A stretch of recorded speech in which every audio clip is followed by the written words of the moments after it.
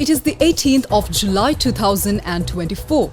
Welcome to this Thursday's final edition of Yes 101's Visual Radio. I'm Theruni Karunaratna. First on to your headlines this evening. News First headline. Making headlines in local news, no constitutional amendments in upcoming Parliament week.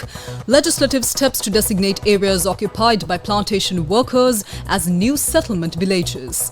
India rescues 9 crew including Sri Lankans after oil tanker capsized off Oman. In news overseas, police and students clash in Bangladesh as protests over job quotas kill 6 more people.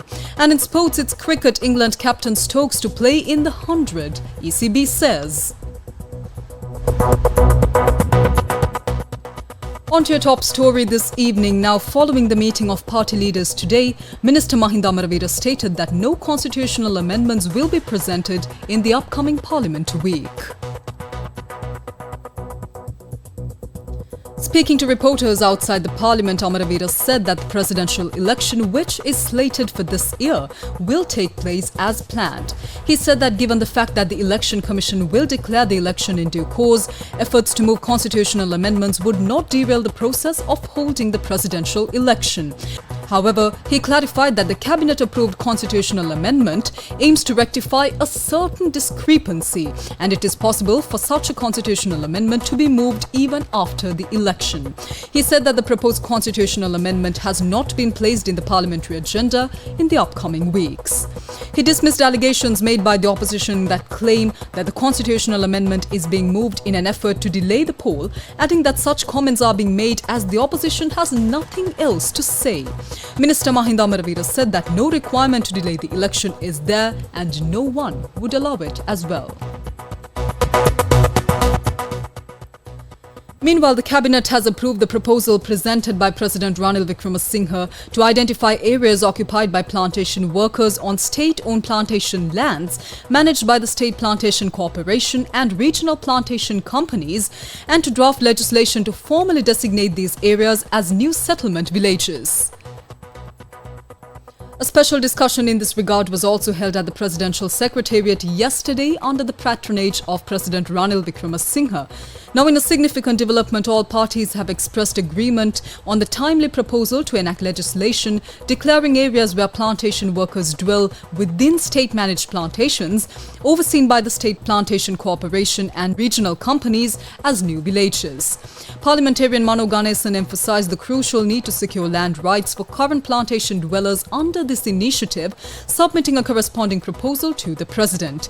Addressing this matter, President Ranil Wickremesinghe underscored the government's ongoing commitment to implementing programs that provide freehold land and housing rights to residents across villages, towns and plantations.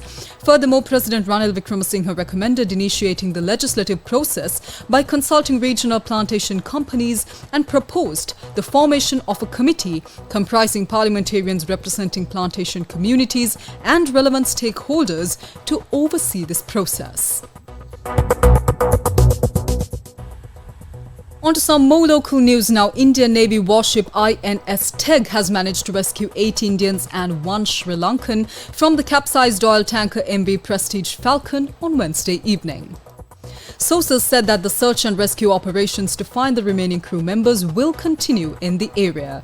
Now, as part of the mission deployment, the Indian Navy pressed in INS Teg and surveillance and reconnaissance aircraft P-8I for search and rescue operations for the MV Prestige Falcon, which capsized on the 15th of July, about 25 nautical miles southeast of Ras Madruka in Oman. The oil tanker was heading to the Yemeni port city of Aden. An Indian Navy official said that the search and rescue efforts have been launched in coordination with Oman authorities since the 16th of July. Now, as per reports, the capsized oil tanker had a total of 16 crew, including 13 Indians and 3 Sri Lankans. Out of this number, 9 have been rescued. On the 14th of July at 2200 hours, a Comoros-flagged vessel, MV Falcon Prestige, transmitted a distress call off the coast of Oman.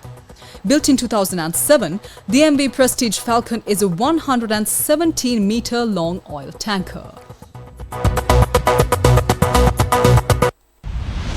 International news. On to news overseas now. Thousands of students armed with sticks and rocks clashed with armed police in Dhaka on Thursday as Bangladeshi authorities cut some mobile internet services to quell anti-quota protests that have killed at least 12 people this week. The nationwide protests are the biggest since Prime Minister Sheikh Hasina was re-elected to a fourth term in office and are fueled by high unemployment among the youth, with nearly a fifth of the 170 million population out of work or education. 6 people died in clashes with police in Dhaka today, including a bus driver whose body was brought to the hospital with a bullet wound to his chest, and also a student. Now hundreds more were injured. Sports news.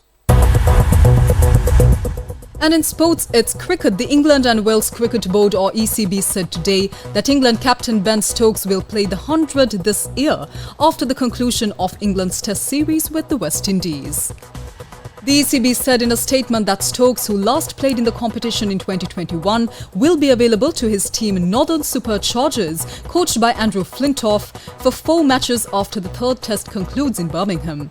The ECB said it expects the players selected for the first test against Sri Lanka at Old Trafford from the 21st of August to be available for the 100th playoffs on the 17th and 18th of August. Now England will host Sri Lanka for 3 tests, with the final 2 matches to be played in London at the Lords from the 29th of August and the Oval from the 6th of September. And with that, we bring to a close this edition of Yes 101's Visual Radio. I'm Theruni Karunaratna. Thank you for watching. Take care. Good night.